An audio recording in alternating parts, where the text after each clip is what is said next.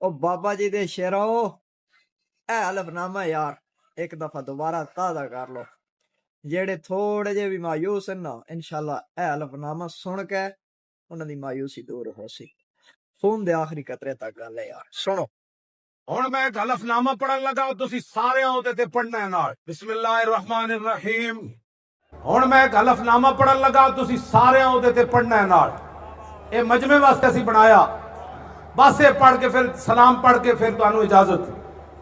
بسم اللہ الرحمن الرحیم میں اللہ رب العزت کو سمیع و بصیر جان کر اور خاتم الانبیاء والمرسلین حضرت محمد مصطفیٰ صلی اللہ تعالیٰ علیہ وسلم کو گواہ بنا کر حلفیہ عہد کرتا ہوں کہ اے اللہ کے رسول میری جان میرے ماں باپ میری اولاد میرا تمام مال اور جو کچھ اللہ رب العزت نے مجھے عطا کیا وہ سب اپنے خون کے آخری قطرے تک نبی علیہ السلام کی ختم نبوت اور تحفظ ناموس رسالت کے لیے ہمہ وقت پیش کرنا اپنا اعزاز سمجھتا ہوں میں اللہ تعالیٰ اور نبی علیہ السلام کی اطاعت و وفاداری کو ہر چیز پر مقدم رکھتا ہوں اور دین اسلام کی تمام اقدار پر مکمل ایمان رکھتا ہوں میں تحریک لبیک یا رسول اللہ کے آئین منشور اور پالیسی جو اسلام کے مطابق ہے دل و جان سے مانتا ہوں اور اس حوالہ سے دی گئی رہنمائی پر مکمل طور پر عمل پیرا رہتے ہوئے اپنے فرائض منصبی پوری ایمانداری اپنی انتہائی صلاحیت اور وفاداری کے ساتھ